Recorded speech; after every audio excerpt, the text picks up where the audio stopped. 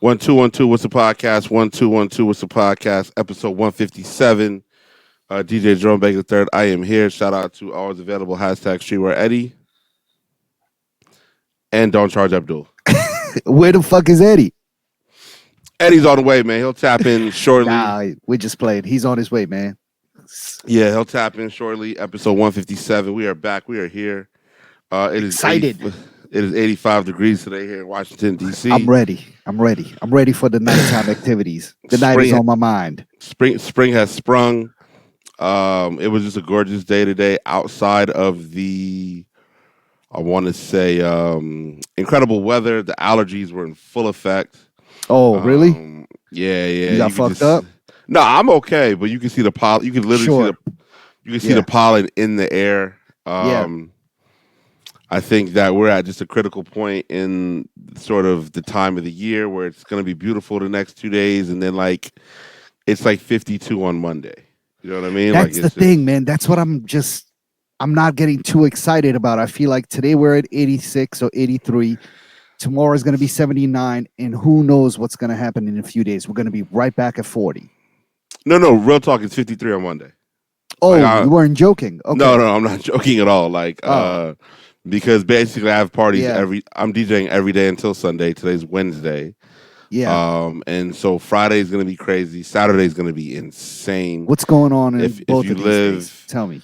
If you live in DC, Friday I got CL early and then Abigail late. And then Saturday night we get that good old Eaton Hotel, Wild Days. Okay. I mean, it's the original. Listen, last month was a movie. I'm gonna come through this week. Oh, this might be this is a feature film as well. So we stepping out tonight though. The whole team coming out. Darling Nikki tonight should be stellar. Knock on wood. You know what I mean? Are we stepping out tomorrow evening for that crypto event? Are we gonna stop through?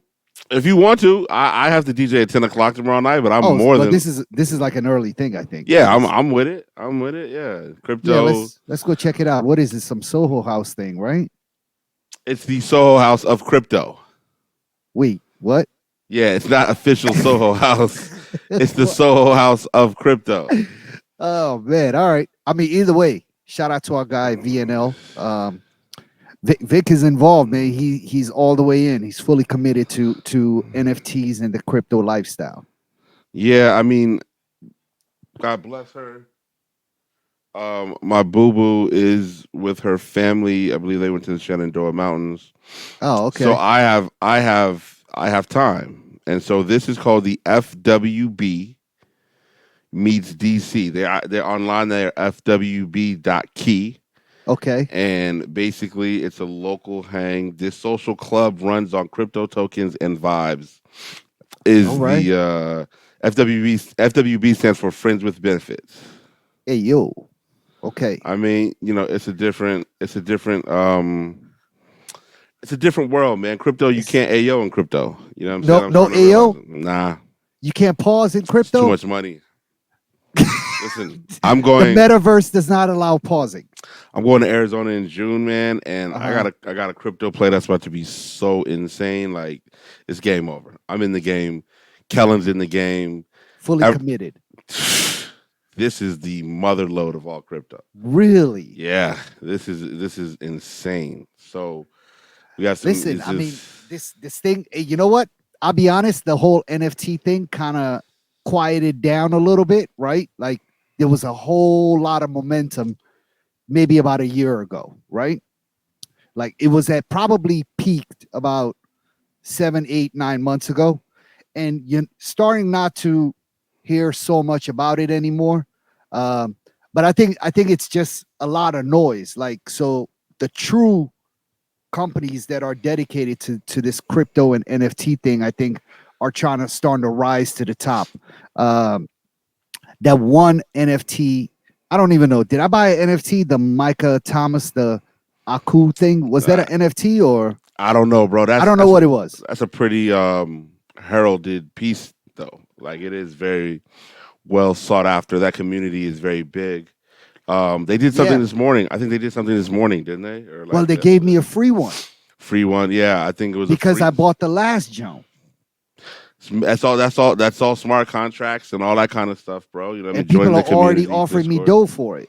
I Dot mean, I'm Eth. not gonna sell it, but they also announced. I think what you're referring to is they got a whole bunch of stuff that Aku um piece is gonna be doing some work. I think with BBC and Ice Cream and Pusha T and Rock Nation and Upscale Vandal, and I don't I don't really understand it, but listen, I bang with all of those names I just said, right? Like so, I think so what we see with crypto though is like, with anything, right? It gets kind of hot, and then once it cools off, it's kind of like certain groups of people move on to the next thing, yeah, and you have to say, okay, if this is truly for me, then I've got to sort of dive yeah, in, so to speak, and yeah. start to do all the behind the scenes work. You know what I mean? Like that's where we are with crypto right now. It's like you You got to know, do the behind the scenes work.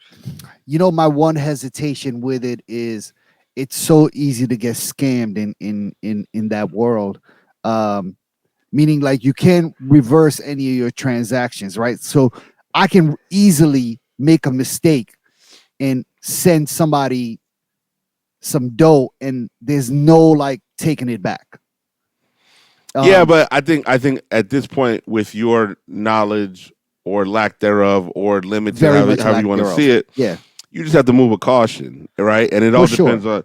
it also all depends on where you see yourself moving forward. Like if you see yourself being a major player moving forward, then it's only a matter of time. If you see yourself as just like these are investments that I'm going to offload later, then that's cool too. Like it's all in, beauty's in the eye of the beholder. You know what I mean? So Yeah, especially when you're buying stuff, Rome, like on the StockX of NFTs. I think what is that? Is that Nifty Gateway or is the other one? It's one of those, right? it's both So either Nifty or OpenSea. I yeah, think they're OpenSea. Yeah, yeah. that marketplace, like the fakes that are on there, like if you buy a fake on eBay or somewhere else, I mean, you can file a claim and be like, "Yo, they got me. I want my money back."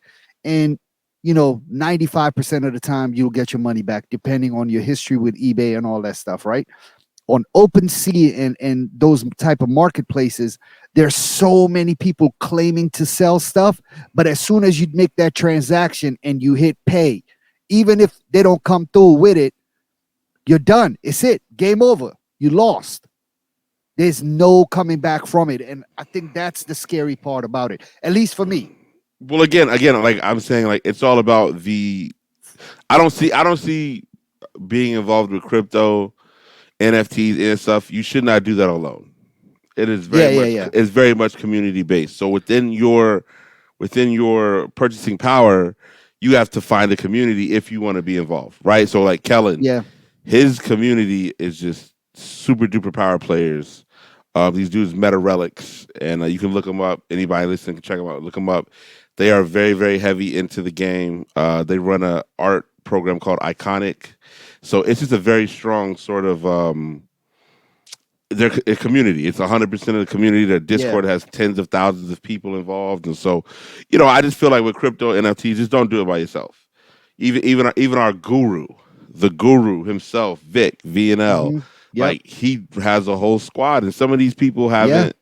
Some of these people live on different corners of the earth. I mean, I think VNL has been involved with the hundreds for a minute now, but he's like one of the top.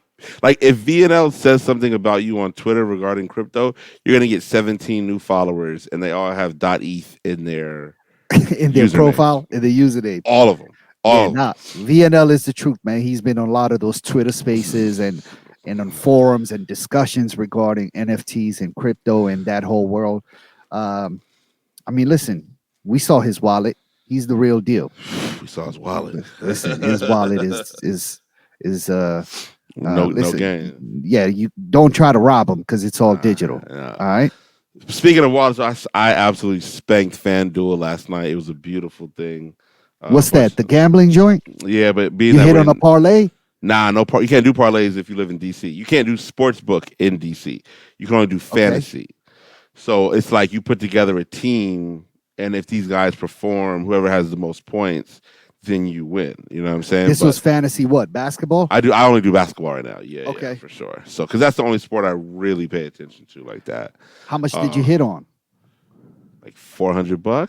but Oh, I think I only bet like $20 total.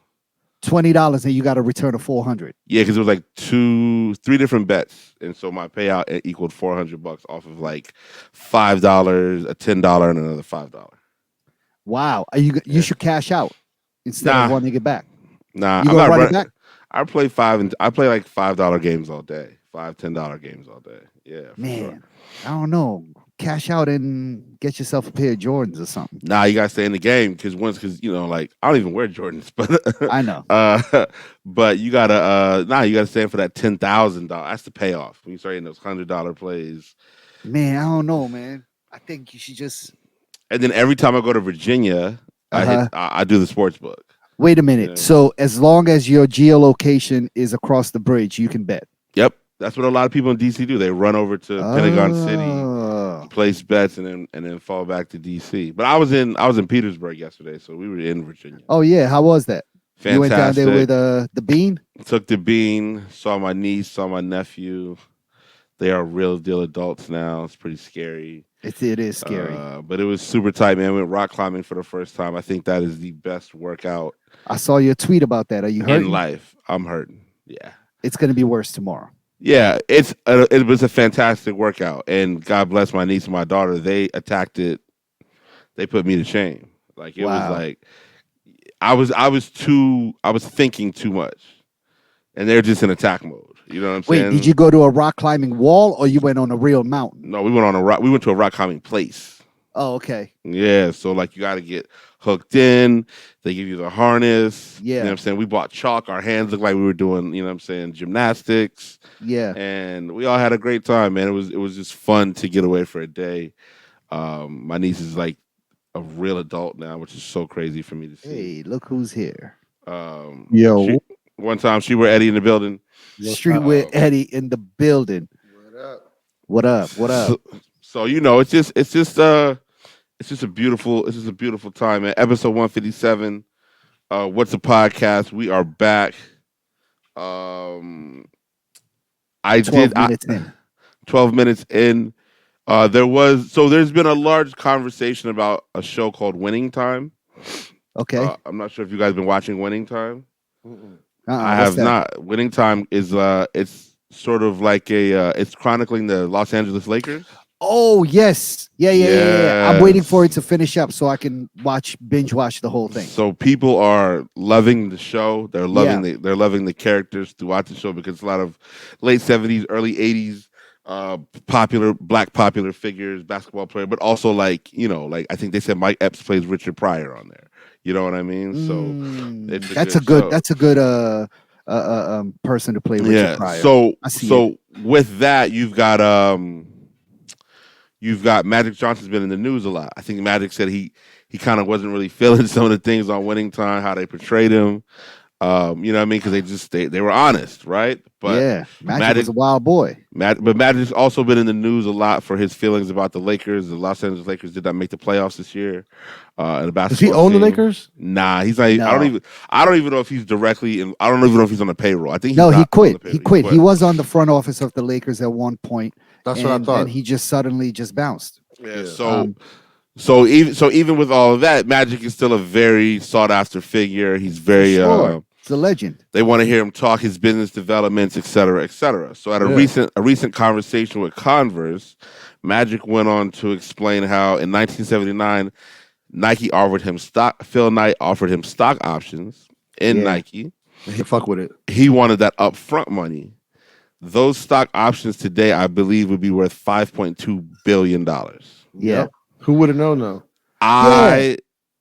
I would be sick to my stomach. I know, mean- Jerome, but it's so funny to see all these people. Oh, Magic's an idiot. He should have taken the stock.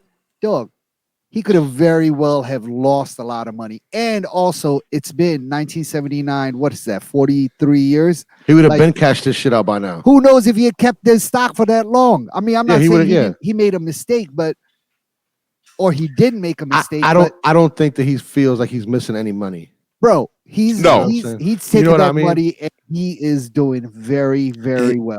He So all definitely you- doesn't feel like he lost any money. He doesn't, However- doesn't feel like he can't No, afford no, no. something. Yeah. However, hold on. However, what I'm gonna say is, I don't. Obviously, he doesn't come from a place, and many people at that time didn't come from a place where they understood the value of stock options Sure. and things I like think that. it was early in the stock So it game. was early in the stock game. So I can see why he would turn it down. For Right. sure. Nobody knew what that shit was. It was too risky. Correct. Now in '79, we're looking at whatever waffle racers and kind of whatever kind of shit like Yeah. that.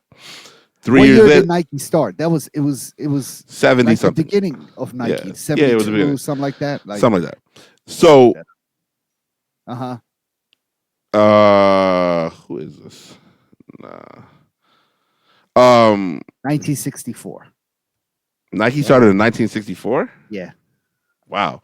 January 25th. What was I saying before I was? The stock market, it was still Oh no. early. So it's '79, right? Boom. 3 years later, you get the Air Force One. Yep.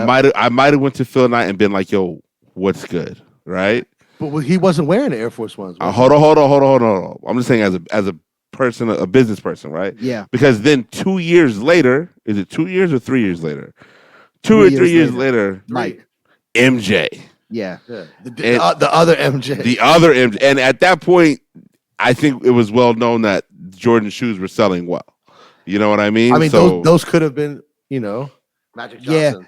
I mean, also for one, I feel like the West Coast didn't really see Air Force Ones early. And if you think about it, that was just one of those models that Nike was rotating. They kept it in circulation for like a year and a half, 2 years, and then they yanked it out. Yeah. They were going to get rid of the Air Force One. It was going to be replaced by the Airship, which was that's what Michael Jordan wore when he first came into the league. yes. And so, I mean, and he was already signed to Converse. He had his own, the Converse weapons. Mind you, yeah. Converse was its own company at the time, right? Like it wasn't owned by Nike or anything. So he had his own model, his own pro model. He was making bank. And I don't know. I feel like he did what was the smart decision back then. Like it would have been like if somebody stepped to you 10, 11 years ago and was like, Jerome, I want you to DJ here, but I'm only going to pay you in Bitcoin, right? Like now, 15 you'd have years been like, later, nah, I need that money. Bitcoin's 15 cool, but I years need that money. later, you were like, oh shit, I could have been killing it. But you know what I'm saying? Like 2007, you would have been like, get out of here, man. Listen, I'm not mad at what I'm not mad at. $5,000. Yeah, I'm not mad at what Magic did. Like I said, I mean, there's people nowadays who aren't financially literate. I'm learning about financial literacy every day. So Yeah. to say that Magic wasn't fully aware of what was going on at the time is more than fair. It's okay. It's just saying that when you hear the number is crazy. it's crazy. That's It's all we're crazy. saying. It's not. Yeah. It's not saying whatever. I just think it's so funny how the internet is killing Magic Johnson for missing out on this opportunity, almost as if they knew how many Like they opportunities knew it was going to happen. Yeah. Yeah, like everybody knew what was going to happen. Why didn't And those it's not same like people- Magic is broke. He's made amazing business decisions. He's the owner of the LA Dodgers. That's what he's the owner Okay. of. Yeah. I mean, Magic Johnson Theaters, Starbucks in the hood. I mean, we have the Starbucks at Howard University, It's which used Magic to be Johnson, a yeah. nightclub, is owned by Magic Johnson. Yep. So I mean, it's not like people are like people just say things, man. I feel like the internet is so weird. People just feel like they have the freedom to say anything they want, irregardless of how dumb it is. Yeah, They do. They do. That's the problem with it. They Yeah. do. Yeah, listen, Well, Magic Johnson did. No, go ahead. No, I said I think Magic Johnson at that time, Made the right choice. maybe for I him think he so. made the right choice. I think so. But now I'm thinking about it. I mean, Nike had already been around for 15 years. 1979, they started in 64. They were obviously already had gone public, so they were already on the stock market. I don't know. Maybe I would have been like half and half. Pay me half, and you know what I'm Again, saying? nobody knows what that means. Nobody back then knows either. what's gonna happen. Yeah. Sneakers were not a thing. It wasn't a market the world was checking for. No, only basketball players wore them when they played ball. Only athletes. That's it. And you got to remember they Converse started out with the Chuck Taylor. Taylors. Yeah. So you don't know if the plans were to move into the Bird versus Magic thing. We don't know when that exactly popped off. You know what I'm saying? Maybe Yeah, That's Converse also said true. Maybe Converse was like, "Hey, we got Bird versus Magic ready to go. This we got guy's it ready to selling- go. Listen, we can start something marketing, and we're gonna cut you a check. We're not gonna pay you in stocks. And you get your own model shoe. Like there's so many things that a lot of people did not sign with companies because they weren't getting their own model shoe. Michael Jordan didn't go to Adidas because they refused to give him his own silhouette. I believe, shoe, his own signature shoe. So it could be so many variables in this, man. But I saw that news and I was just like, man, it's not like Magic is an idiot. Magic has been successful his whole life in anything and everything he's laid hands on. That $5 billion won't make a difference in his life. I think it. I mean, $5 billion. I looked up his net worth, and I think according to whatever website I hit on Google, it was like 600 or 700 million. That's not going to change your life. I mean, he does whatever the fuck he wants to do. It could change the life of your family. But irregardless, who knew, right? Like that's what it really comes down to. He made the best decision at that time with the information that was present. Again, and nobody knew about the stock market. Those stats are based on if he would have still had his shares today, which again, you don't know how long he would have held them. He might have thought. When they Phil Knight has probably sold half of his shares. Right. Or when they hit 100,000, 100 million, he might have been like, I'm selling 100 million. Like, who knows? Yeah. It's all good. Episode 157, What's a Podcast? My beloved Hampton University.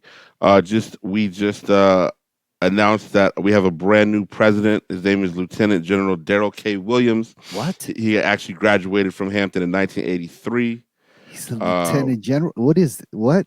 How are you lieutenant general? He spent 44 years in the Army. Okay. Or in the services, whatever the case may be. He was a retired U.S. Army 3-star general. Wow. 44 years in the Army, which means he pretty much jumped in. Damn. He's old. I didn't even know you could be in the Army that long. I thought they forced you out at a certain point. It sounds like he started when he was at college. You know what I'm saying? And but even if you start at 18, that's still dumb. No, all those people working in the Pentagon, all those 3-star generals, they were old as shit. Look at him. He's currently employed by Lidos, serving as the Lidos United Lidos Kingdom. Pizza? No, Leidos, serving as the Lidos tech company. They're the sponsor of DC United. Yeah, Lidos United Kingdom Vice President and Managing Director of the UK Ministry of Defense Logistics, Commodities and Services Transformation. So, okay. So he graduated 44 years ago, but he was actually in the Army for 37 years. Okay, you know what I mean? A little more sense. Yeah. So I mean, listen. I was trying to interview for the position. You know what I'm saying? Okay. All right. I like where we're going.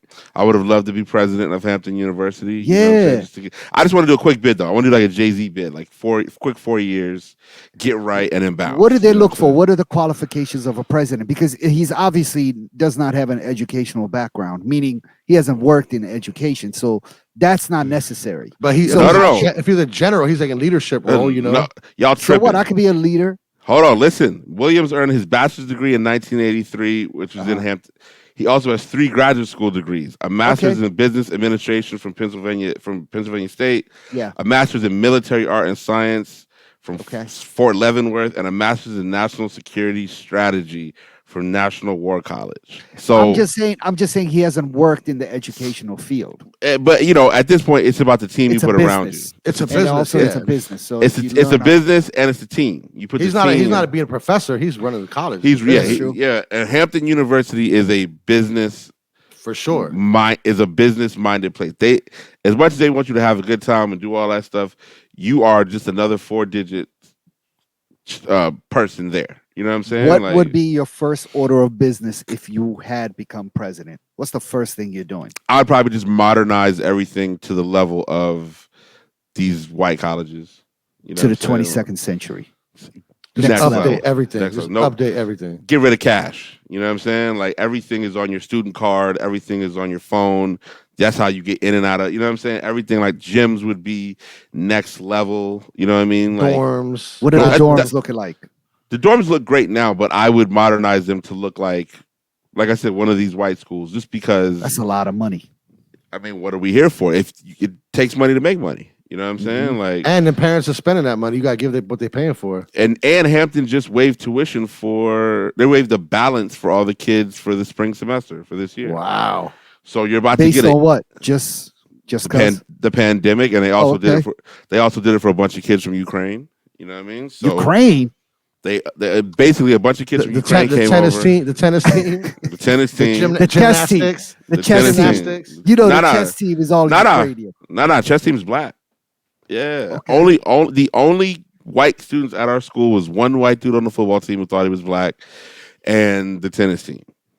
That's it. Everybody, chess team, golf, rowing, all of that was black kids. Man, it was a very, it was a good experience. So, shout out to Hampton. No, we're gonna get it right. You know what I'm saying? I'll be down there in 2-3 weeks. They should bring us down for homecoming, man. Let us hold it down with a podcast or something. No. I'm gonna email the president. He doesn't start for a little bit though, but it's all right. Whatever his first name dot last name at hampton.edu is his That's already turned on. Yeah, it's already turned on. It's definitely turned on. Yeah, because the current president was a Republican. You know what I mean? So really black Republicans? Yeah. Harvey was big money. Harvey was trying to get that money. This one might be a Republican too. I mean, general in the military. Listen, the only thing. What he's trying to do is obviously improve the quality of life, quality of standard of the school, and improve his profile, so that then his next move can be, you know what I'm saying, a PWI. Now we see the power of Deion Sanders, because Deion Sanders, y'all still probably haven't watched his show on Facebook. Yeah, no, it's on YouTube. It's on Barstool. Deion's what he's done with the football team has now resonated throughout the entire school. I believe the women's basketball team has gotten some new facilities. The men's football, their new building is insane. Wow. And they're very honest about it. Deion's like, yo, when we use Instagram, we make money. So he's like, we use Instagram. You know what I mean? So I would suggest watching it. You could actually binge the past 2 seasons. You know what I'm saying? I'm gonna watch it. It's gonna rain tomorrow, so you know what I'm saying. You should do that. Yeah. Episode 157 was a podcast. We're here, baby. Somebody named underscore ADRO tweeted that if you had to blame, I'm guessing it's if you had to blame one person or shoe that messed up sneakerhead culture, who would it be? It's a very nerdy question. It's a very loaded question. A lot of answers. One person who messed up sneaker culture? If you had to just name one person or thing or sneaker that ruined this sneakerhead culture or whatever it is. Nike SB.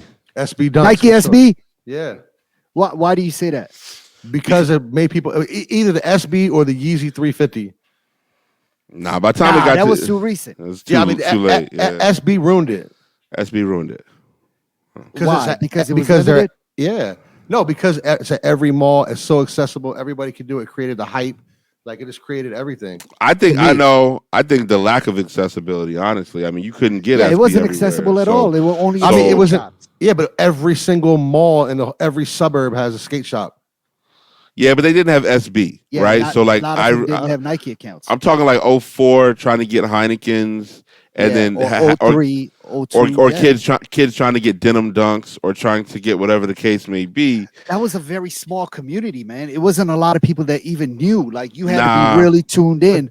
But that like opened it up for everything. That happened. That opened it up. Exploded. That changed eBay. It changed eBay. What do you guys think about? What if it's something along the lines of? I'm just thinking about this now because we're talking accessibility.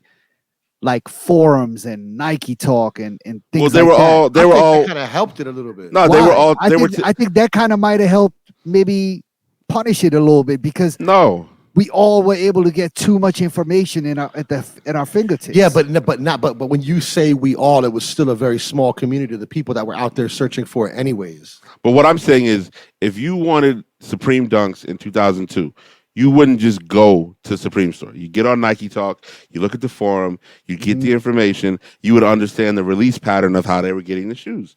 They had lists of places throughout the country, throughout your region, right? Yes. I used to buy all the dunks from a skate shop in Richmond because those kids hated Nike. So I got every dunk you guys can think of for $50. I used to take it back to Hampton and destroy everybody. Yeah. 350, 400 for anything. You know what I'm saying? So the information was there, and yes, only a very few people. But then again, that's when eBay started to say, okay, now let's put a premium on sneakers. And that's where everybody ran to eBay to become power sellers and to become this, that, and the third. So it was a mix of the forums plus SB. And also, it just became a dunk thing, splatter dunks. You know what I'm saying? And just all these different things, and kids sharing information, et cetera, ISS, and you know what I mean. So I just think the dunk spearheaded by SB is the one thing that changed it all, because then it was like, oh, sneakers are now an asset, a commodity. They're a commodity. They're a tradable asset. I can get income off of this. Yeah, you know shoes weren't really doing numbers before SBs. Yeah. You know so what I mean? Some people have responded back to me posting that on Instagram. Kada Brock Kicks Official says, when they stopped doing first come first serve and started backdooring. What do you? I feel like they were backdooring back in the day too. There's people just weren't hype on it, you know. Worldwide Will says Galaxy Foam Posits got to be up there for ruining it. It's too late. That's already too late. Yeah. VA says probably the Kanye from Nike, the Nike Kanye. Nah, because they were already the Galaxy Foam had the same effect. Yeah, that was also 2012. I feel like the game was already fucked up before that. Yeah. I'm telling you, SBs. I kind of like where you're going. I kind of like where you're going. SBs. Our guy Imran says he blames Flight Club.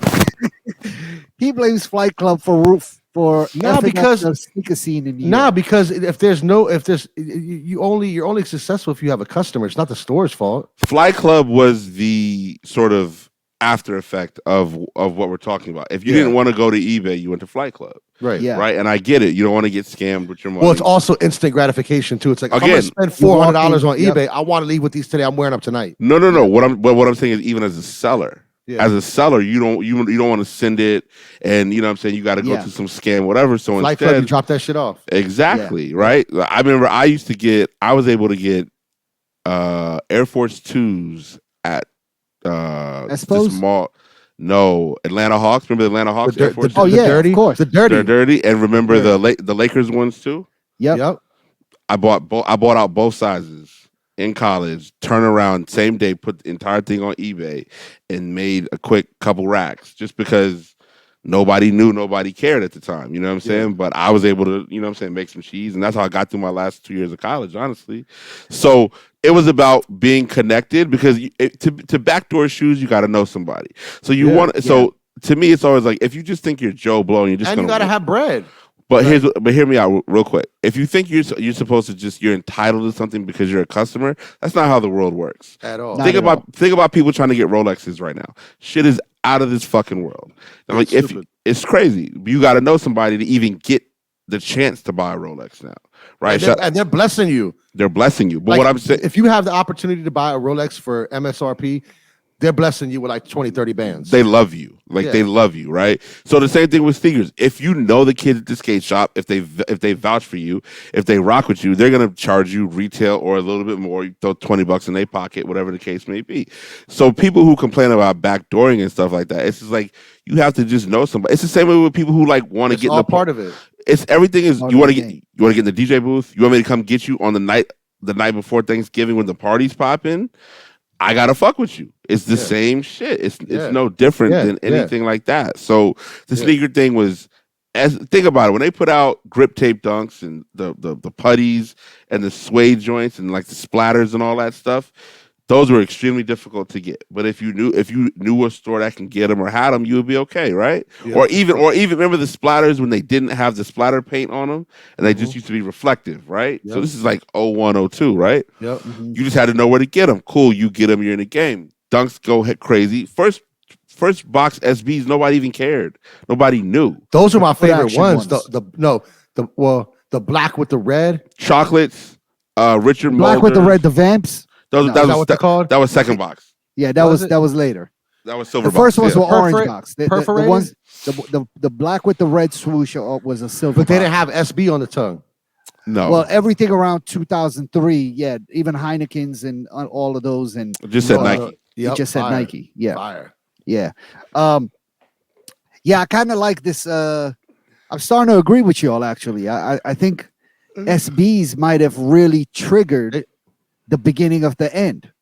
Yeah, I Because mean, of- when of the world's how- going crazy, how over hard it skate was to get- shoes, Because if you were just a normal sneaker buyer and you were just used to buying, say, Air Forces, Air Force 2s, Delta Forces, Jordans, you had no idea that there was this thing called SB sneakers where you could get dunks in crazy colors that nobody else has because Right. you never saw them in normal sneaker stores. Yeah. They were only at these skate shops. Yep. And then you started chasing that. And then everybody started chasing it because they were just different, right? You always wanted to have a pair that nobody else has seen before. Yeah. The whole yeah, thing. I as much as I love that era, and I think that I mean, I just- feel like everybody loving it is probably part of what ruined it too. You know what I mean? Because that's a good everybody point. loved Yep. that era, and But people that Everybody wanted it. and but people every- that weren't even sneakerheads, quote unquote, Yes. prior to SBs, became one overnight. But everybody also loving that era is 37 or older, right? At now, I mean, right? you have Right. to be. And so at the same time, Nike said, "Oh, okay, like if SB's gonna let's do our artist series." So then you get Espos, Yes. right? Then you get Pharrell's. Pharrell Dunks. You get then Halle you can start Berry's. getting Hayes. everything. Stash. So Nike says, "Okay, we can get a little bit more creative with these shoes. We limit the numbers, and boom, now we're out of here." yeah. And it's been working for the last 20 years. Yeah. So yeah, I mean, I personally feel SB is just the reason why, the quote unquote game is the way it is today. You know what I mean? And also, probably, if you probably more specifically like the pigeon dunks. yeah, probably I mean, killed and you everything. think about even the folks who were at Nike in that SB division, they were not your normal like athletes that Nike was hiring in the corporate division, right? They were No, just they're like streetwear kids. yeah, it was just like they were on their own in some like some like hole in the wall in Nike back somewhere, and they office. kind of did whatever they wanted. Yeah. Like And they it did works. not adhere to the same rules as corporate Nike. You know Yeah. what I'm saying? So they were able to do a lot more crazy stuff, which in turn made us fiend for that stuff. Even more, And yeah. which in turn led to the end. Because Yeah. everybody wanted that shit. Yeah. Yeah, interesting. There were a lot of funny comments on that post that the shoe game made. Somebody responded that it's the kid who had his mom's Nike account. He wrote the sneaker. I culture, mean, which- you know, that was a joke. I mean, that just happened. yeah, that like just last happened. year or something like that. But yeah, I mean, this is an interesting conversation. I would like to hear what a lot more people have to think about that. And I mean, I would say our guy- SBs definitely is what did it. for- our for guy me. Julian Soft Shoe Raps said the Jordan packs kicked it off, which you remember that was still like 2008, Mhm. 2007 when they started doing the 1 and the 22 Jordan release, and Yeah, everything had to add up to 23. yeah, everything had to add up to 23. I don't know. I don't know if I feel like Again, I just think that not to discredit or say anybody's wrong because everybody's experience is different. But as somebody who was at Elite, who had to make a decision of am I going to go to Elite or am I going to go to Pit Crew, yeah, right? And like, are you Yeah. going to go? Am I going to go to the homies in Richmond? There was spots in Virginia Beach. yeah, Like these were all Saturday morning decisions. you had Delaware. to Delaware. make. Okay. Kinetic, Waldorf. Yeah, Waldorf. There's a spot in Waldorf had a Waldorf spot, too. that's right. Okay. yeah. So these are all Saturday morning decisions you had to make in 2003. And mind you, Friday and- night decisions for me because I was like, yo, once I get out of Dream at 4:30 in You're the like, morning, I'm on the way. shooting out. but here's That's the it. thing. At that point in time, DC had a lot of great local sneaker stores though. You had Foot Action and Foot Locker both in Adams Morgan that Yep. were getting stuff. You had You had DTLR and Foot Locker on 14th 14th Street Street, across the street from each from other. each other. And there's always a line every Saturday for what you don't even know. So there's something there's something local dropping, but then there's these SBs that are 45 minutes to an hour away in multiple directions, and you're taking a chance with whatever. You go out to Elite, you might miss out on both. You're like, yo, who's this tall kid with dreads and glasses, and then with his Ethiopian friend standing next to him, and you don't know these kids. You like. Adrian, you know what I'm saying? Like with his Ethiopian Sneaker Man Dan, yeah. You know what I'm saying? Like, but and they ran things here. You know what I'm saying? Shout out to Wale, Sneaker Man Dan, J Promo, all of them. I drove past J Promo today. He's still out here doing his thing. You know, so on the bike. He was walking on 14th Street. He was going to Legacy. Legacy is popping now. Wait, what is Legacy? Legacy is a I-71 gifting store here in DC on 14th and U. You've driven past it, man. What's a I-71? It's a gifting, like a weed gifting dispensary. Got you. Yeah. Okay. Legacy's that's the joint right where by Marvin. Right above the New Capital One Bank on the corner. Yes. Across the street from that. Yeah. Above DTLR. Yep. Yeah. Okay. All right. Yeah, Legacy's popping. But nevertheless, how is it popping? They're having multiple events. Like I've been asked to DJ there a bunch recently, and every time that Eddie knows what's going on, man. Every time that I go to the Bank of America, there's tons. I go to Bank of America every day. There's tons of people. That's Tim's spot. Yeah, that's Tim's spot. Yeah, Tim Slay's spot. Yep. So again, man, I just think that people honestly sleep on the role that sort of this area had in the SB thing. I mean, from Virginia Beach all the way to Baltimore. I would say the whole sneaker thing. I wouldn't even say SB. I would say the whole sneaker community. I mean, I think the mall. I think Nike realized that there are people of color with money from Baltimore to Northern Virginia, and the malls used to get laced with the best products. Yeah, that never made it to Kansas City, Kansas. You know what I'm saying? Like. PG Plaza, Military Circle Mall. I mean, you think about even Iverson Mall. You think about all those places every out mall, there. All these places. Yeah, those were my spots. Forestville Mall. I remember when all them. Didn't Iverson Mall have like an outlet mall like right next to it too, like the DTLR outlet? Yep. Was it a DTLR? It was. I think it might have been outside. You mean on the Strip? Wasn't that a Foot Locker outlet? It was on the Strip, maybe a Foot Locker outlet. Maybe I can't remember, but there was one out there. Nevertheless, there's always been a significant sneaker presence here. You know what I'm saying? Sure. And to see where it stands today is just disgusting. But you know what I mean? Like, but we all do we all agree that the sneaker thing right now is pretty disgusting, or are we like we don't care? I honestly don't care. I mean, it's disgusting that me and Jerome keep striking out on everything. Again, I think when you say we have to look at who is included in we, right? I apologize for bringing that up. Let's move on. Yeah. Like let's not do that. You fucking loaded up over there. Yeah. Let me not. Move on. Let's move on, guys. Come on. Let me not put that in the Instagram stories. Okay? I would say we're like disgusted on your come ups. Listen, by the time you hear this, check our Instagram story. There will be a fresh receipt straight from Union in our No. Don't even say nothing about it. We're just gonna let the people decide. Abdul got DJ Khaled Jordan 5, and then we're gonna put a poll of who do you think's receipt this is. Okay, so be on the lookout for that Episode 157, real quick. Speaking of Khaled, he got a Hollywood Star of Fame, Walk of Fame star. So hold on, how do they give this out? That's what I was gonna say. Don't you have to pay for that? No. Don't you have to be in a movie or be an actor? Nah. No. Donald Trump has one. Wait, are you serious? Yeah, and during like all the shit that was going on, people like broke his star, like took it and threw it, and all that shit. Yeah. But they had to put like police. They had to put like police around it. Yeah. Let me look. All right. DJ Khaled pays tribute to himself while accepting Hollywood Walk of Fame star. There's only one Khaled. On Monday, the record producer was honored with the Hollywood Walk of Fame star dedication ceremony in Hollywood. Known for songs, basically, it's just like Khaled's 46. It says 200 nominations are submitted each year, and the committee picks of those 200. It costs $55,000 to get a star. Yeah. Listen, he had all the right people with him. He had Jay up there. He had Puff. He had. You cannot just buy a star though. No, you have to be nominated, but you still got to pay. But you have to pay for it. Yeah, for sure. Fat Joe. Fat Joe got a star? No, they were up there. Oh, I see. Okay. Yeah. I personally don't think Khaled is deserving of it, but I mean, I have my own opinion on many things, so I'm not really tripping. I mean, you know hey, listen, if he want to buy it, go for it.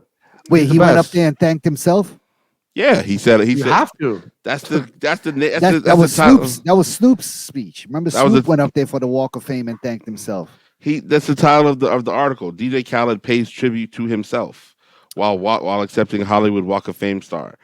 Quote, I mean, unquote. isn't that what accepting a Hollywood star is? Paying tribute to yourself? Well, I think there are some people who don't pay for it and they get one. I mean, if you think, I think they all have to pay for it. I do think they all have to pay. Really? For it. Yeah, okay. I think so. Yeah, for sure. I'm gonna start a GoFundMe. We're gonna get a Whats'a podcast walk star. I mean, we got to submit it. I mean, listen, you have to. We get 100,000 listens a week. Come on. Sell your parents nuts to pay for it. Listen. You just gotta let people feel good about themselves, and that's what Khaled does. Man, he feels good about himself. He has a couple children, a wife. Yeah, you know what I mean. He's a social media dude. Like, how did you guys see his Jordans?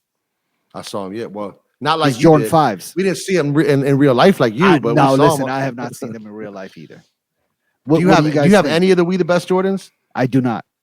No. I mean, personally, I'm cool on them. I don't think they're anything special. You know what I'm saying? Like, I like the white and pink ones, and I don't even like white J's. I mean, I like all the colors. I think they're all tight, and I think some of those are actually hitting retail. Like retail, or like the list retail. No, I think they're gonna hit stores. I think there's 3 that are coming out for retail, and then 2 that were, or 2 or 3. Are they gonna be just the colorway? Or are they gonna be like We the Best on everything on them? That's what I don't know. I think the We the Best thing might just be the friends and family ones, and then maybe the other ones the colorways. are just hitting. I don't know. I just kind of feel. It's gonna sound like I'm hating, and maybe I am. I don't think I am. But is Khaled like deserving of having this? I mean, I guess that's a relative question. I mean, relationship with and getting his own sneakers and. I mean, would you do it any different if you were in his situation? No, I'm not blaming Khaled at all. That's what I'm saying. I'm not saying he should refuse it. Yeah. I'm just asking simply that based on, like, is it just because he's a social media star? Is it because of his musicianship? Is it because of his celebrity status? You could ask that about all of those things. Is it because of his love for sneakers? I mean, probably combination. We can think of people that hit all of those categories and have kind of been true to this thing that might potentially be more deserving. I mean, but then you could ask, like, is Travis Scott deserving of it? No. Is Eminem deserving of it? No. Is Drake deserving of it? No. But they all have Jordans. That's a fantastic point. You know what I mean? Like, but again, they also are letting these people anchor things because it's going to give Nike notoriety and keep them relevant, right? So, Eminem puts out a Jordan and only 6 people in the world can get it. So it's like, what's the point? One full size run, that's it. Travis Scott is literally just, it's a bunch of backward swishes on a shoe. Like, okay, and Drake, nobody gets the shoe, right? So it's just kind of like, same with Khaled's. I mean, nobody has those. Right, but Khaled is a consumer of all things, and so he's gonna make people get his energy is gonna translate to people being like, "I want that sneaker," right? And they may never get them. You know what I mean? They actually did drop. They did drop the last Jordan that he had, the blue leather one, the blue leather 3s. Those ended up coming out for retail. I mean, they came out at every store. They just did not have We the Best on the back. Okay, he had a red pair that came out for the Chicago All-Star, the 3s. They just did not have We the Best on the back. So, but he had both of those colorways actually dropped. Yeah, that's true. The red ones did drop, but they were slightly different. But so did the blue ones. No, for sure. Yeah, slightly different though, right? I mean, I don't know. I don't think so, but I mean, maybe listen, I never really paid attention to him. But listen. At the end of the day, whether you want a Khaled inspired Jordan or not is 100% up to you. You know what yeah, I'm saying? Like I personally am not going to be like, oh shit, you're a 42-year-old dude who wants some DJ Khaled Jordan. Is like, oh, that's tight. Like that's yeah, just me. I don't think it's tight. You know what I'm saying? But Khaled appeals to a different person. You know what I'm saying? He appeals to a much different person. And there are people who love him and love what he puts out in the world. And so if that's what they want to do, then cool. I just personally don't feel like his contribution to sneakers is more than just being a consumer. Yeah, they're being rich. You're rich. He's just a hyped up consumer, in my opinion. So it's and like, he's very good at marketing. You know is he though, like, or does he just use social media like a 12-year-old? Well, yeah, I mean, it works that's for him. marketing. Again, marketing. but again, I don't know if it's marketing where you're just abusing social media. Like you have a deal with Snapchat. Like, I mean, there's like a thin line, but there's like a thin line. He got to deal with Snapchat because he's fucking good at it, though. Yeah, like, the nigga got lost in Miami. He wasn't good at that shit. He just but he sounded was willing, like a he was willing. He sounded like a fucking. Share. He sounded like a fish out of water. You know what I'm saying? Lost in the Miami thing on a jet ski. Like my nigga, you're not good at marketing at that point. You're trying to stay alive. You know what I mean? Yeah, but I think part of that is how much you're willing to share about yourself with the ups and the downs, and a lot of people are not willing to do all that. And I think that's part of the genius behind Khaled. And I think is his willingness to be open and share as much as he wants. Kind of relatable. No, yeah, and be that sort of like guy who started from nothing and finally was able to work his way up and get some stuff. So. I don't, and we'll move on right after this. I just don't think the words genius and DJ Khaled belong in the same sentence. Okay. I mean, he's genius in business. Listen, look at what he's parlaying. I mean, look, if you base business based on his success, then yeah, I'd say he is. I mean, just think about DJ Khaled 5 years ago and DJ Khaled today. Do you think he has doubled his net worth? Hell yeah. Do you think he's tripled his net worth? Probably tripled it. Do we are we basing on money, or now we can base it on money, but we can also look at the quality of the product he put out and says, has the product gotten worse? It doesn't matter. No. You want to base it on money. I want to base it on product. Yeah, but I don't think the products matter anymore. But also, I don't care what you think. Listen, what I'm saying. What product are you talking about? You talking about his albums, his music. You're saying art is subjective. No, listen to me. We can say, what has his music charted the same? Has it had the same impact that it did? If it hasn't charted the same, then it's not subjective. Then it's statistical, right? Okay. Then we're looking at the chart. So I think his album did chart. It was number 2. Yes, Tyler was number 1. Yes. I'm not saying it didn't chart. What I'm saying is, did it chart like it used to? You're saying 5 years ago, has he tripled his net worth? Was he charting 5 years ago? Hell yeah. Number 1. Bro, yes. Yeah. DJ Khaled has become a household name. Right, his grandmothers who did not know that he existed that know who he is now and buy his products. And I don't have a grandmother. I don't care. He's on a Jenny Craig fucking commercial. And that doesn't mean what I'm explaining. Yeah, and what I'm explaining to you is you're talking about, did he make more money? And I'm saying yes. Yes, that's what we're talking about. And what I said, his net worth. But I'm not talking about that. What I'm talking about is the quality of his product. Now we're making two different. I said I don't care about his money though. Like, why is just saying that he doesn't matter. Successful doing what? Being a loud ass nobody. Yes. Yes. Okay, but then if that's successful to you, then hey, that's you. Sure, it's me, and it has to be the rest of the world. I mean, I don't know why. Fuck the world. Like, why do you care about the world? Like, come on. Like, we're sitting. What are you argued about? I said there's two separate arguments. I said there's two separate conversations. Is he not successful? Not to me. Why? What do you base that on? I just said this 10 minutes ago. I said, is his music as good as it once was? You're basing that on his music? What about the rest of the endeavors that he has going on? I don't know. Have they not been successful? What else does he do? You watch the Snapchat? Clearly, I don't. So tell us, Abdul. I don't even have. So then tell us. I don't even follow him on Instagram. So tell us what his endeavors are. Successful, my tell brother. us what. In everything he does. I don't understand why you're not agreeing to this. Because he's not successful to me. Statistics and facts to who Jordan was not checking for DJ Khaled 5 years ago. Yes, they There's were. a reason they're fucking with him right now. Yes, they were. All I do is these win. brands were not fucking with Khaled. Yes, 5 they were. years ago. No, they were not. Google when All I Do Is Win came out. And if it's more than 5 years ago, you're absolutely wrong with everything you're saying. Because that's his biggest hit. That's his biggest hit. Yes, they is. Khaled did not have new teeth 5 years ago. What does that mean? He's got new teeth now. Yeah, because he survived. 2010. It's when All I Do Is Win came out. Yep. Exactly. He was not the name in the household that he is today. That's his biggest song. That's his biggest song. He has become more than music. He has no good music. Exactly. That's what I don't you even do. listen to DJ Khaled's music. And that's what I'm trying to explain to you. It's not about the music anymore. So you're saying, did he trip? The same thing. DJ Khaled, it's not about the music anymore. DJ Khaled's his biggest success hit was is not based on just music. DJ Khaled's biggest hit was "I'm on One," which was in what, 2012? 2017. That's still 5 years ago. Okay, "I'm on One" was way before 5 years ago, bro.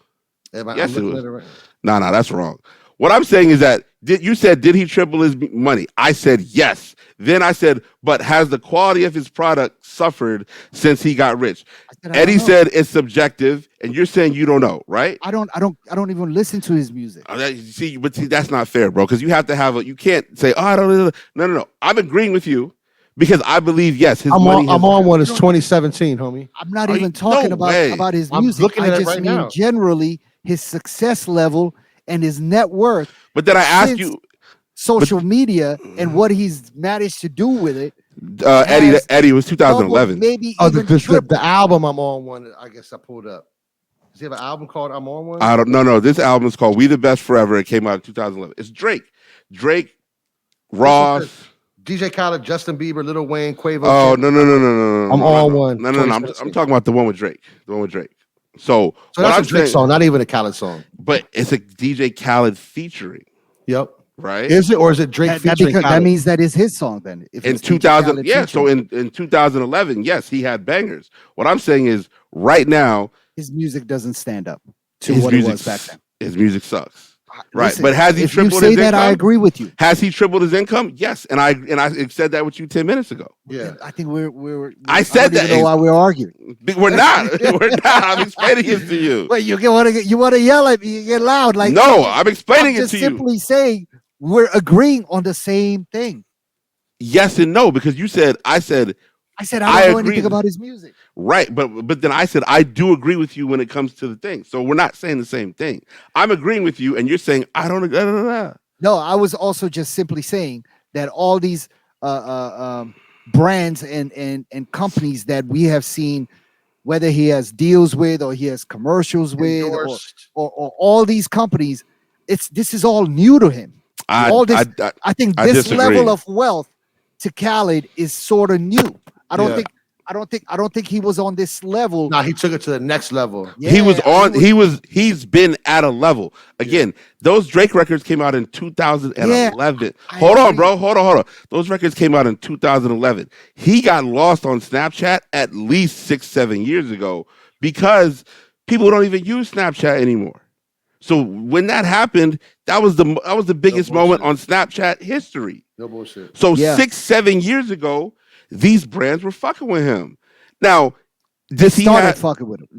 It was the biggest moment in Snapchat history, bro. Yeah. So then at the same time, what ends up happening is they say, okay, this dude is a star. He has power. Yeah. He's fat, lovable, goofy type motherfucker, right? Relatable. Mm-hmm. He's related to you know what I'm saying? To a lot of people. So at that point, the brands have been rolling in, and what suffered?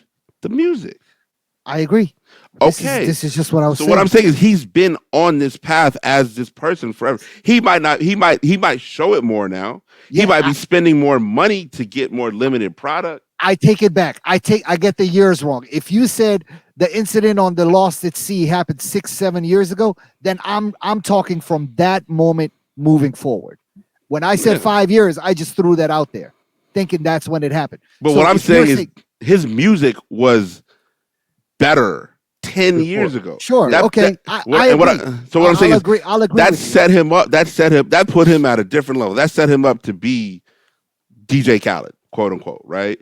And then from this point on, he's been able to just say, all right, The music's Yeah. whatever, but I am the number one Jordan consumer. I will buy any and everything. Now, let's be honest. It's a little clown status. Kanye coming to town, you got the whole Kanye fit on. You know what I'm Who saying? does? Khaled. Yeah. He's wearing the boots. He had the whole fit on, bro. No, yeah. he did not. Yes, he did. This is on his Instagram. Kanye, I mean, Khaled had the boots on. Eddie, please find that. We'll use that as the my cover art. God, I'm looking for what it right is now. wrong with this dude? I'm looking for it right now. Oh my God. No, I mean, I just think what he's. I think you're right. When that incident at sea happened, when he got lost, I really think that was sort of like a light bulb that went off. Like, yo, people are really, really checking for me. Of And course. I can use this as a tool to make everything I do bigger. But he was running up social media before them, bro. Yeah. That's Well, what I'm trying to say. yeah, but I think this is what clicked, right? And he used that to his advantage. I mean, either way, man, he's listen, big up to him. He's got a Jordan, his own Air Jordan 5, his own Air Jordan 3. Super impressive, man. Yeah. I don't. Jerome's not impressed. I'm not Reggie impressed. Saunders from Jordan Brand. Let's get our own What's a Podcast. I feel like it's the rich getting richer. It's Yeah. like Yeah, for sure. I more would be impressed if you found. I'm most impressed by Salehi, right? I think Salehi fucking destroyed it. Way tougher, and then it's had just a better. And even the new. I don't know if you guys saw the New Balance, the Teddy Santis ad. Mm-mm. He put it up this morning. Them shit. It's about to be. They about to run. Oh, the everything. Teddy Santis New Balances. He put up an ad this morning with a bunch of. Who put it up? Salehi? Nah. Teddy Santis put it up. It's him. It's not even like ALD. It's just he's like the New Balance dude or whatever. Yeah. And I mean, I just feel like Khaled is just in a privileged position. For sure. So you pick a colorway, and you slap We the Best on it, and you just kind of clown around in your backyard all day long. Yeah, people gonna look. Yeah, I think it's amazing if you're able to build a relationship with the brand like that, where it's just that easy. You know what I'm saying? And maybe it's not easy, and maybe we're just saying that from the outside looking in. I don't think it's easy, but I don't think it's difficult. They bang with him heavy, man. Yeah. Okay. Heavy. So it's not that difficult. It's not. It can't be. It can't be that difficult. You know what I'm saying? I mean, he's a likable dude. I can see Mike liking him, and you know what I mean. Like, but I think Jerome don't like him. I definitely don't, because I believe he's Palestinian. He is Palestinian, and I believe he's been very, very, very limited about what he said about the occupation and things of that nature. And for me, that is just like, that is not acceptable, because he's one of the only Palestinian people with a voice and with the platform is his. And for you to be dancing around like an idiot and I can't respect it. You know what I mean? So I get that point. Yeah. So for me, it's a bit more than just being like, hey, like, and everybody has their feelings about people. It's cool. I'm not tripping off anything. But to me, it's just like, bro, just say something. Do a little something. Not trying to rock the boat. But unfortunately, I mean, but that's what you are, though. You're not rocking the boat. You're Palestinian, dog. Like, that's not rocking. Oh the no, boat. he's saying speaking out in support of your people. Like, that's what I'm saying. He's not. That's not rocking the boat. If he would have say something, that's his fucking people. I mean, who knows what his consumers would think about it? And I think he's. I mean, but that's his people, regardless. Like, he's Palestinian. Right. Yeah, that's your people. I think that if somebody like LeBron can speak out, you know what I'm saying? I mean, if LeBron spoke out about Palestinians. No. But he's spoken about just the plight of black people and things like that. Sure. You know what I'm saying? Yeah. We've seen even Khaled has spoken about the plight of black people. We've seen Kaepernick. You know what I'm saying? Right. Did he? Kaepernick. He's lost. No. I'm not Kaepernick. I'm talking about. Did Khaled say anything? I don't know. I'm sure. You can't be too sure. Can't be sure. I'm gonna look it up. I'm gonna fact check it. Yeah, because listen, there's a lot of people who in this. I hate using the word culture, but in the industry that just kept their mouths closed, that were not black, but profit off of this industry built by black men and women that Listen, stayed quiet. I just said I'm it. just saying. I don't know if Khaled was one I of them. I just don't remember him coming out and saying anything about it. I stopped following ALD and Teddy Santis and those guys over the summer of 2020 because I didn't like their lack of conversation. I didn't like the fact that they didn't say anything about it. And they are truly people who benefit. I take that back. I don't see nothing on I take that back. But he should still stand up for the Palestinians, though. That's my thing.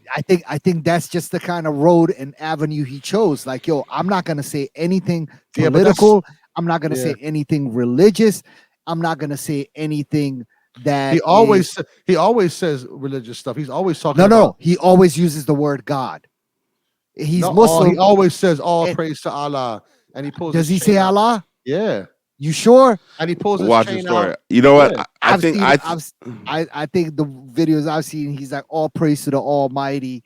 Yeah. Like, that's not the same thing. That's also, Almighty is universal across the board. And God, Allah is God. Let's not get it fucked up. I'm not saying, Christians can also use the word Allah. But my point is, when you say Allah, you're really it's making it very obvious. You're specifying. You're specifying what you are, so to speak. I mean, and I don't he's think chosen not to do he's that. Muslim, huh? I don't think he's in the dark about being Muslim. No, I don't think he is either. I mean, his chain says Allah on it. But he doesn't come out and openly pronounce it. I just feel like in this day and time, you have to, you got to say something.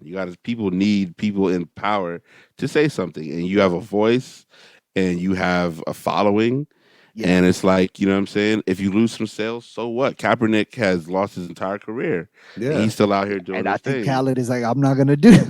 Definitely, he's definitely like, yo, I got these kids to feed, and sneakers.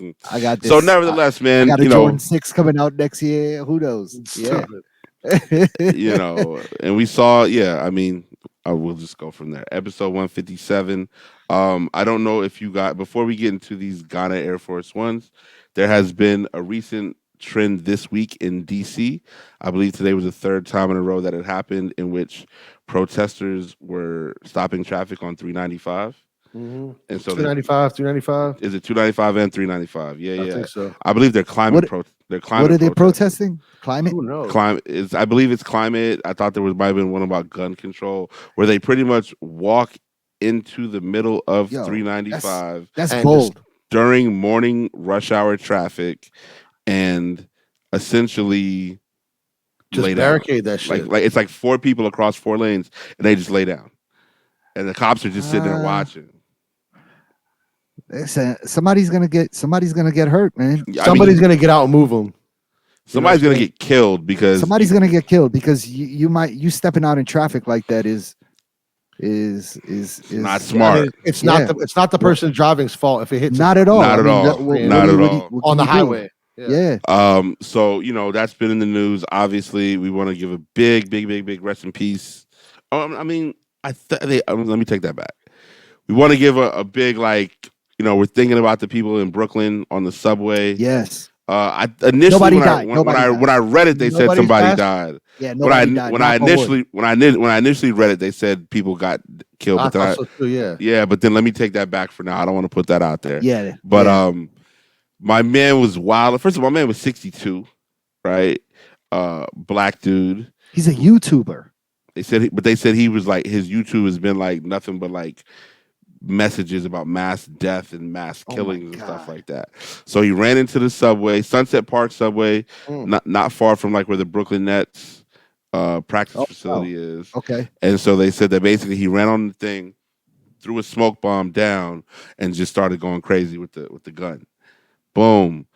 Then they said he gets to Manhattan some way, somehow, and calls the police. On himself. But then there was a guy who's all over Instagram and Twitter today who actually was the one that saw him after he called the police. Is that the foreign dude? He's Syrian. He's Syrian? Syrian dude from New Jersey. Yeah.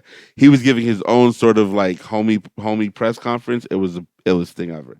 He had like all these like reporters and like tourists filming him as he was describing the events that led to him helping sort of keep the guy pinned down before the cops Yeah, came he said he around. knew it. Yeah. Yeah. Oh, he physically restrained the dude.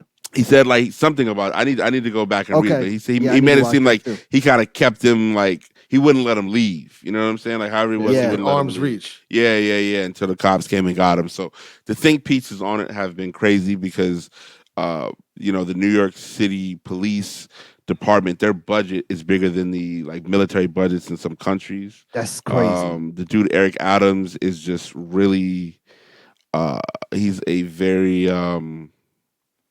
Pro police. pro police, but he's very like what's the word I'm looking for? Arrogant. And Mm-hmm. he's been doing sweeps of like homeless camps, and you know what I'm saying? Unbelievable. It's been very heart-wrenching to see it. He's moving into that. He's definitely a villain. You know what I'm saying? He's definitely a villain. So, you know, which everybody in Brooklyn hope you recover safely. You know what I'm saying? It was crazy because That shit crazy. they said they just moved the train. Like they said they opened the train within like 2 hours, I think. Like kind of didn't even clean up the blood though. Like train goes, they Damn. open up the station. There's still blood on the floor, and people are like, "Fuck, Mm. I gotta go to work." You know what I mean? So it's crazy, man. Be safe out It's here a in the lot of world. madness out in the Yeah. world, man. Who knows what triggers people to just do some crazy, crazy stuff? It's Listen, man. unbelievable. In the words of Raekwon the chef, keep your eyes open and your wallet in your front pocket. All right, that's That's what you right. got to do. Word Episode up. 157. There are Ghana Air Force Ones based on Little Accra in NYC. Where is I, Little Accra exactly? well, Jerome, that's an excellent question because there isn't one. Plus, So I've been in New York a lot over the past 20 years. I've never I been was to gonna Little say, yeah. Accra. yeah, listen, I just, I mean, I think apparently the story behind this is based for they made this for the Ghanaian community in New York City, which I actually did not even know was a really prevalent like or even a big community Yeah. in New York City. But apparently there is a few Ghanaians in like the Bronx section of New York, as well as a lot of other West Africans. There is a little Senegal in Harlem, but there is definitely no Little Accra in New York. So I don't know how Nike dropped the ball on this without doing a whole lot of research, man. Because I mean, for one, the largest population of West Africans probably in any city in America might be Nigerians, right? Nigeria already has a relationship with Nike, but I think there was I don't even know if Ghana just kind of got on Nike's radar because of Virgil, rest in peace. You know, he was Ghanaian, and maybe now they're just like super pressed to kind of make that connection with Ghana. That's crazy. That's, I mean, I That's don't know. I mean, crazy. this is just me thinking, right? That's Like, crazy, why? son. What would you lead you to I make hope this that's shoe not and what put? it is. Who knows? I hope not too. I hope I'm Yo, completely wrong. wait a minute. Wait a minute. Wait a minute. But why would you This- put Little Aqua hold on the back of a on. shoe? Hold Okay. on. So Sun is saying that they create the Little Accra Air Force One so that they can then release future Virgil products. No, Is that your that's line not of what I'm saying. thinking? I'm saying, Okay. I'm No, he's saying, saying I'm that saying, because Virgil was from Ghana, yeah, they and feel he a like need to maybe he's play, like starting like the homage. Ghana wave. Yeah, I feel like they maybe want to find a way to pay homage to Ghana and Just put them fours and all the rest of the off whites out. Pay yeah, homage put those to out. Virgil. No, that's not what I was saying. What Jerome just repeated. I'm just simply saying That would have been so. that would have been a crazy hot take. But Oh, man. I mean, I just feel like they're just so feel the need to have some sort of connection to Ghana. I mean, it's like when they put the Puerto Rico one out, but it had the Panamanian pattern on it. Right, and they also they had thing. they had the flag that backwards too. Well, that was a different one. They had the ones that were supposed to drop out had the flag and that long way. yeah. And then your boy, shout out to Clark Kent. Clark Kent called him out. They were gonna put a new Puerto Rican Air Force One, and it had a Panamanian style artwork on the shoe, and he called him out, and they stopped production of that too. That's a great point. Yeah, like I mean, listen, I love this colorway of these Air Forces. I don't know if you guys have seen them, but I'm gonna grab them because I bang with anything West African, right? And the sneakers are dope.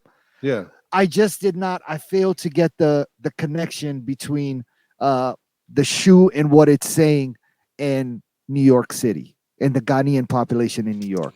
I You know what? I don't get it at all. We'll ask Matthias tonight. Matthias is Matthias got to be pumped. Matthias. He will be. So we'll ask. I'll He's ask got him to be tonight. pumped. Yeah. I'll ask him tonight. You know what I'm saying? Is he Ghanaian? Yeah, Yeah, he's he's Ghanaian. Yeah. Ghanaian.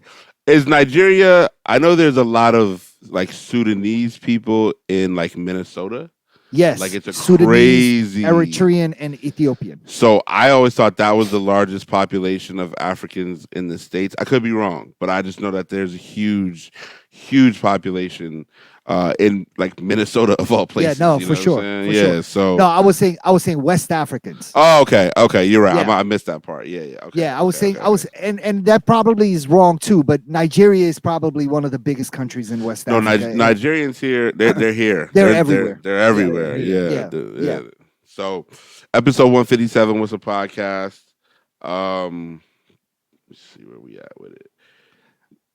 Staying with sneakers, there is the Joe Freshgoods New Balance 550. There's also a 2002 R. And then we were in the store the other day. Wasn't you there with us, Abdul? Yeah. Somebody was talking about another shoe, but we won't talk about that one. Can we just talk about it? We can talk about it. And just not say anything about who told us? I don't even remember. So it's a 574. It's a 574, yeah. Yeah. I don't remember who it was, but you know what? I don't either. Nevertheless, the 2000 the 550 looks great, but I'm also a 550 dude. April 15th.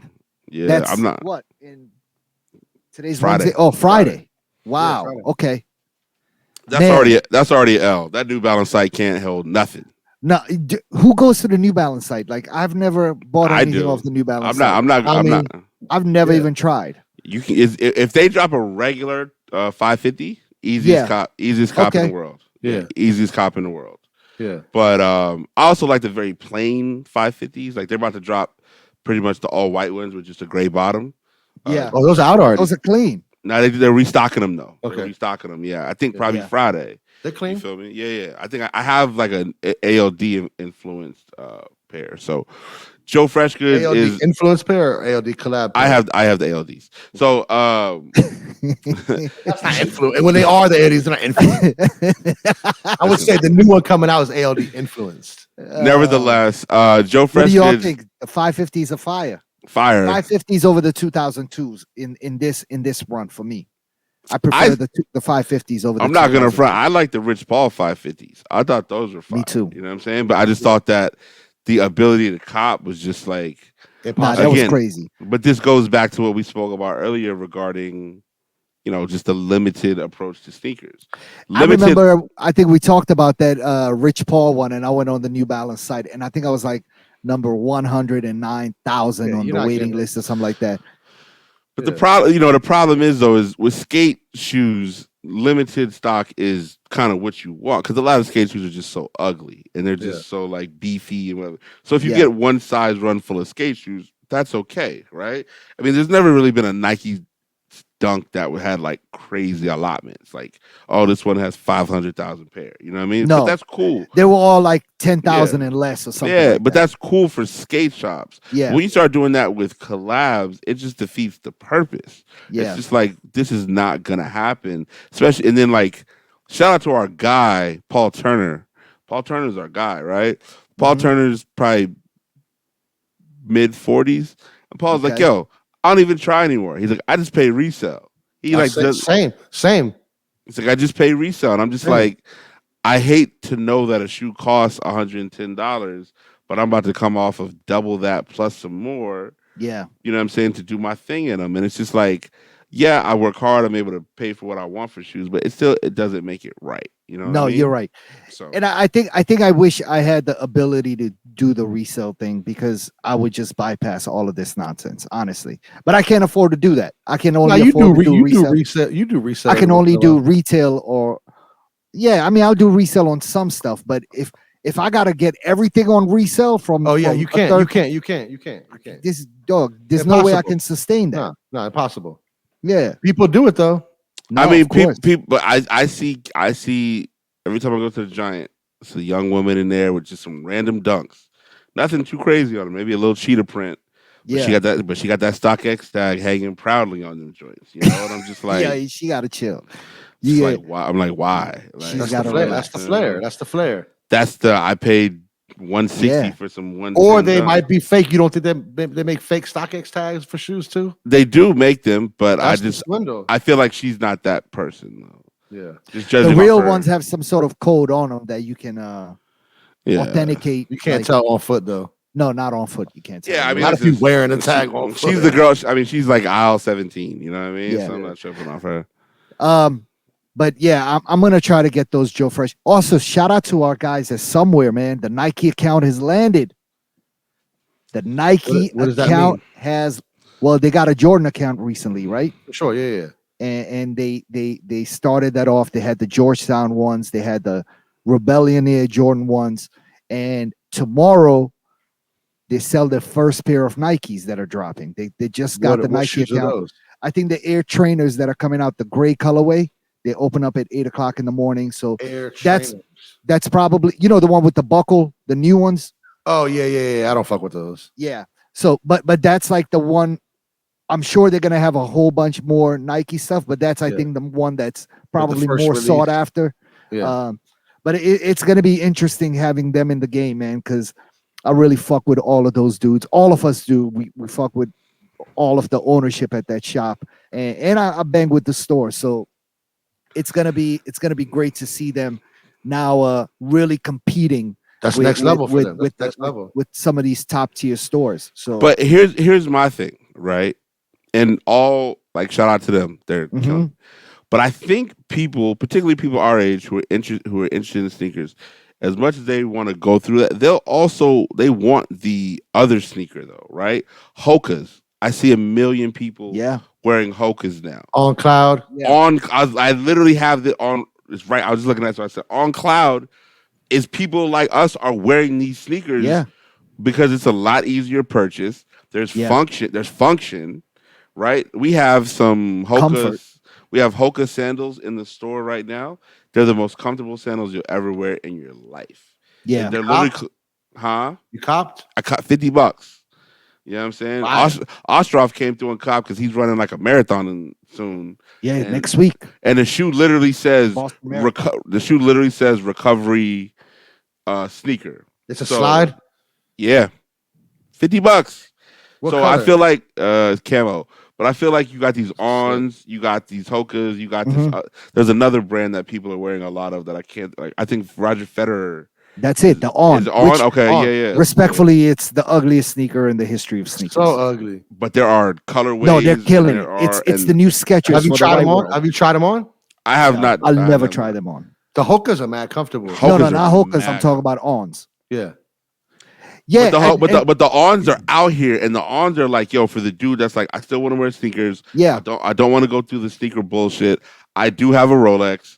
I do, you know what I'm saying? But is Yeah. that wearing sneakers though? That That is sneakers. That's the I, sneaker. I know, but And Jerome, that's how Somewhere has been able to sustain their keeping their doors open for the last whatever 3, 4, 5 years. Oh, How listen, long yeah, have they been open? Right? Hoka, And now they just finally got to the point where they can also have the Nike. Nike and Jordan in their house with all the rest of the dope shit they already carry. I'm not mad. I'm not mad at them, right? I mean, you have 5 sneaker stores in DC, and 4 of them carry Nike. So the odds really aren't bad if you're willing Yeah. to just. Actually, you have 6 if you count the Nike store. But you know what I'm But saying? what if- You- there's What no if they Nike store. become- Oh yeah. What if they become like they get Nah, that tier 0 account? they're about to like reopen that next Nike level. store. They're about to reopen the Nike store on 8th Street, though. Yeah. Well, it used to be on New York Ave. They're opening one on 8th They're Street. opening an on outlet. 8th Street. Is it an outlet? It's gonna That be was an another outlet on New York Avenue. Yeah, the one on 8th Street I heard is going to be outlet too. Yes, they're just moving it basically. Yeah. Yeah. So you know what I'm saying? But somebody's gonna get to tier 0 between Somebody- I wish Somewhere gets it. Does Major have a tier 0? No, Oh wow. And Amon Manye does not have tier 0. they do. Okay. but it's so limited. And we I'm talked saying, about isn't tier 0 like limited anyways? Yeah, tier 0. I mean, whatever the new name is. I mean, we're using old terms. I don't even think tier Yeah. 0 is even called tier 0 anymore. It's some sort of neighborhood accounts or some. I don't know. Yeah. But I mean, Amon Manier gets the top tier releases across the board Yeah. for Nike products. Atmos, when they used to be Ubik, they did. I mean, I don't know how that's gonna continue. I hope they continue to get top tier products as well. I hope somewhere with this new account, I hope they're another one that gets top Major tier. does not. I mean, they don't get like Off-White, like Nike collabs. They don't get any of the Travis stuff. When I'm saying top tier products, I'm talking No, for sure, as for far sure. as You're talking about like collabs and collabs. stuff like that. Yeah. Well, the high end collabs, like the Virgil, the Travis's, that sort of stuff. Yeah. Major does not. No. Episode 157. We are now going to say, what is Abdul watching? Yo, I actually managed to catch up on a lot of TV, man. My family is away. They went glamping without me for spring break. Dope. And so I did watch a lot of TV, man. I finished Top Boy. Man, have y'all watched it? Nah, not I this have shit. not. The very last scene of the finale. Oh Fire. man, I don't even know how I feel about it, but I'm not gonna ruin it for you guys. Yeah, don't ruin it. Super Pump, the Uber story. Finished that. Very, very, very good. If you haven't seen that, you should go watch that. That dude was a wild dude, man. Travis Kalanick or whatever his name was, the CEO of Uber. He was wilding. And I did not realize how nasty of a place Uber was to work, man, with all the sexual assault, sexual harassments and all these things. And yeah, if you were a woman working at that company, man, I feel it for you. It's fucked up. I caught up on Billions. I'm caught up on This Is Us. Actually, no, I'm not caught up. A new episode dropped last night. I'm probably gonna watch it later tonight when I come back from Darling Nikki as I eat my yums. I'm gonna watch that last episode that dropped yesterday. There's also a WeWorks show, a show about WeWorks and that owner. I believe it's on Apple Plus. My wife is really excited about it. She's been watching it. She said it's actually better than the Uber show. It might be. So I'm gonna check that. I'm gonna start that soon. Original Law and Order is back. Not the SVU, not the regular one. Yeah, the original one is back with our guy Anthony Anderson is in it. He's one of the detectives.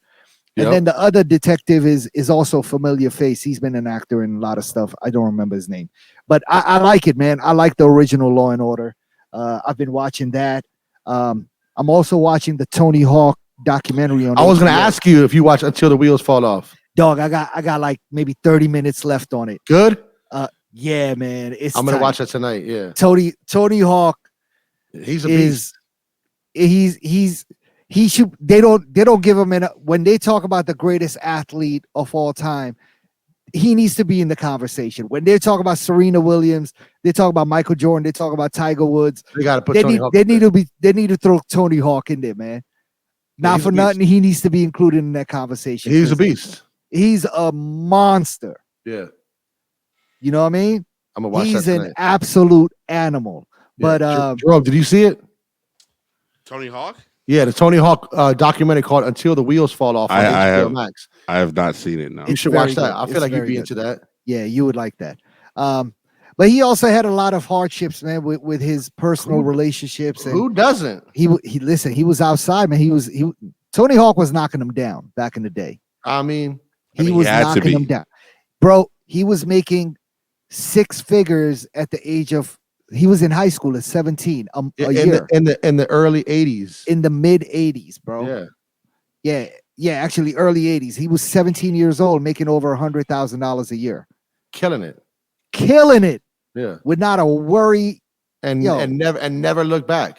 Nah, but yeah, I'm right at the point where in his story, and I think we're close to the end, but where he just landed the 900 at the ESPN X Games in 1999.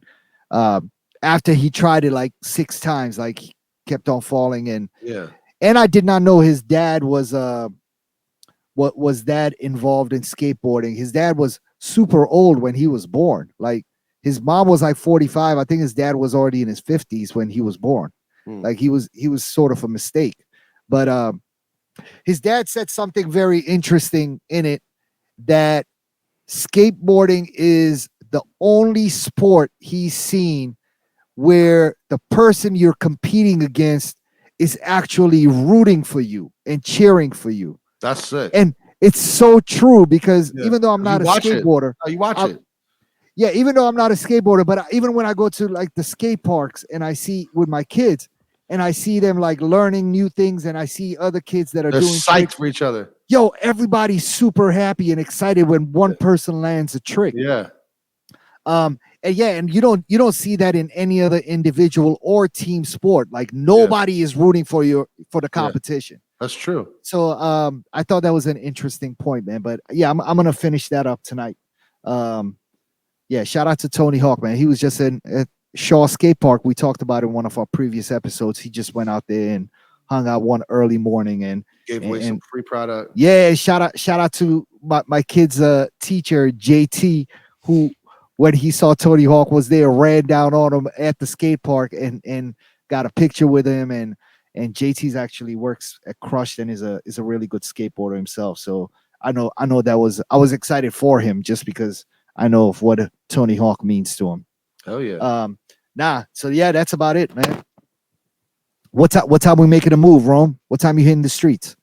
Jerome on his way there now. He's already getting texts. You already lining the joints up. His Uber's on the way. He's smiling, so that means who you got coming? How many of them? And the money's coming in. That's what it means.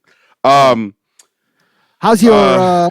Is this the first daughter, Nikki, where you actually have like a host? Yes. Wait, there's a host. Yeah, there's a host. This woman named Gabby, super popular. How did that come to fruition? How did you choose to do the host route? I've been doing the research, and a lot of parties of our sort of space have hosts. Yeah. So it's just trying to figure out how that works. Something you know what I'm saying? Okay. What do you pay? Is she local? She's local. Yeah, she's in DC. Okay. But she's 33K on the gram. She's got her girls that all help post it. They're all in the 30 to 80K on the gram situation. So it's energy. Plus, it's also 86 degrees outside. So what is that? Like a couple bottles on the table? How does that go? Yep. Couple bottles on the table. Yep. Boom. That's fire. Yeah. So, but all the parties. Stepping out? All the parties. I don't know. That's Just a say negative. yes. I don't like really crowded places, man. Silent Time's already out. I'm excited for Jerome when I see it, but when I get there, it's just I'm stepping out. Too crowded for me. Well, you home alone. I'm coming out tonight. Yeah, you sleeping on the couch tonight. I respect it. You know what I'm saying? You gotta make moves that are comfortable for you. I mean, not that I'm uncomfortable. It's not my thing no more. Like being super crowded. Listen, man, shout out to there is a new Vince Staples album. It's called Ramona Park Broke My Heart. Fantastic. Y'all should absolutely listen to it. He has bangers on there. Vince Staples is the dude that opened up for Tyler? Yes. Yeah. But the new album is very, very, very, very, very good. Sid from the internet, she put out a new album that I'm still sort of getting into. It's cool so far though. I'm trying to think of what else is really out there. Fivio Foreign put an album out, if that's your thing. People are going crazy over that. The Bible. Yeah. There's a guy by the name of Omar Apollo. It's good, like dance music. If you're into that, that sounds like he's a reggaeton artist. No, he's like no, EDM, no, like K Tronada type stuff. 42 Doug and ESTG put out Last One's 42, Left. I'll fuck with 42. 42. We having Abigail turned. He sounds like Kodak Black to me. A little bit, and then niggas all of 5'1". You know what I mean? Yeah, so I'll fuck with him though. Yeah. So there's also an album with Wiz Khalifa, Big Crit, Smoke DZA, and Girl Talk called Full Court Press. I don't know how good it is, but I saw it in my email. I haven't listened to it yet. It could be interesting. So, there's a lot of new music out there. Papa Roach put an album out. Wow. A woman named Coyle Ray. Coyle Ray is actually Benzino's daughter. Daughter. So she put her album out. So there's a lot of music out there, you know what I'm saying? Got to talk about came to check you at 1942 on Saturday. That thing was staying. Listen, I like 1942, man. That might be my new vibe. I'm not playing. So if you live in DC, 1942 is on 19. They asked me to DJ tonight, but I was like, I got darn Nikki. But you know, Shout out to our guy Armageddon. yeah, Armageddon. I usually open at 1942 once or twice on the weekend, and I like to open there. It just helps keep the skills sharp in Mhm. Yeah. terms of like being okay, cool opening set, and sometimes it'll be crazy and sometimes it won't. This particular time was a really good crowd in there. There was another DJ after me, DJ Sim, and then after DJ Sim was Walshy Fire from Major Laser. Oh wow. And I mean, from the videos I saw, it was jumping in there. But even when I was in there, it was jumping. Is that like Always, like reggae heavy sets for you or no? more so than not, Listen, yeah. Jerome got into his long winded reggae set, man. He kind of bodied that shit. It was. I'm very much on the That commercial might have been the side. longest reggae set I've ever heard you play. It was solid. I know my rhythms pretty well, so it's just Yeah. like what I mean. Yeah. But I It was knew that seamless. it was also very much like let's hold back a little bit because I knew Walshy and Armageddon were looking to go crazy about 1 o'clock. Armageddon played too. No, Armageddon gets on the mic, and Okay. you know what I'm saying. It's his spot. You know what I mean. What's the name's in there? Ibu's in there. The whole 1942 crew. They've added a back deck. Oh That's wow. it's really dope too. That was my So first time in there. I really like that spot. it's cool. I'm surprised that's your first time in there. Honestly, Yeah. I figured you would Had to have do it pulled with up. I figured you would have pulled up just on the random because of out of town guests or something. Nah, But I just did not know. And while she was coming through, and I was like, oh, I'm gonna go check my guy out. And yeah, so I had a good time. I'm gonna be back. I'm gonna check it out. But yeah, a so lot of people have also been hitting us in our DMs, man. People like to hear more about Jerome's personal relationships. makes no And sense. they want to know what's going on, man. Jerome, you got to open up a little bit, bro. You got to talk a little bit more about your romantic life There's and nothing to talk let the about. man them know. There's nothing to talk about. I mean, I'm literally. I don't understand what they want to know. I don't know if the I don't question know what they is want to know either. You know what I'm who you saying? Like, knocking down or what it is. at Jerome Baker 3RD if you want to just ask me directly because I don't know what's a podcast. You know what I'm saying? Listen, I don't know okay, why you go all to right. them. Well, maybe we'll start some sort of new segment where we'll get updates on Jerome's love life, maybe once a month or something like that. I doubt that. Yeah, Eddie knows me well. You know I what doubt mean? that. Yeah. So, But we can keep rocking with it. listen, Yeah, I we'll want find you. out. I want you to continue to. You know what I'm saying? Like ask Yeah. away and pry. It's not I'm gonna just happen. trying to I'm just trying to say like what the people are asking for. I'm just simply relaying a message.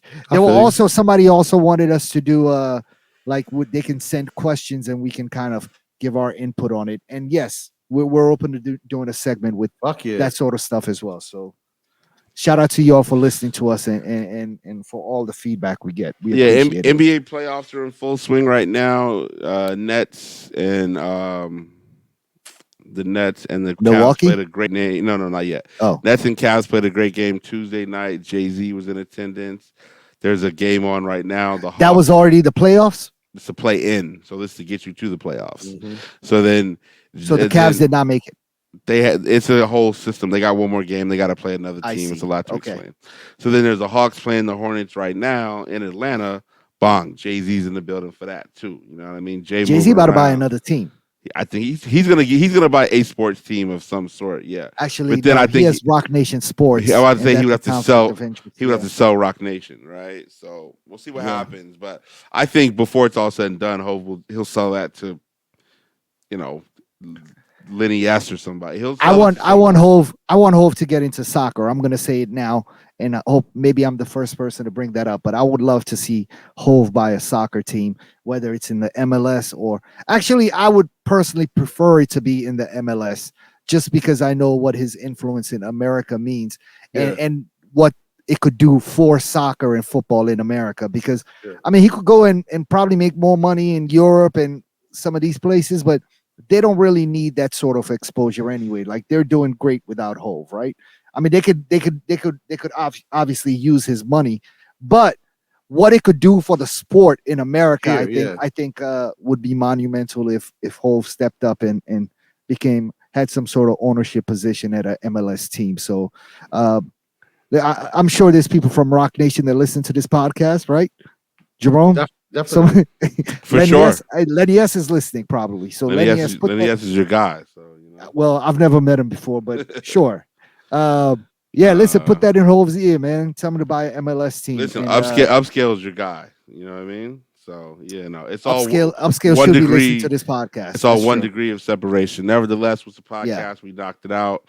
Yeah. Episode 157. Shout out to my guy, always available. Hashtag she were Eddie. Peace, yo. Shout out to Don't Charge Abdul.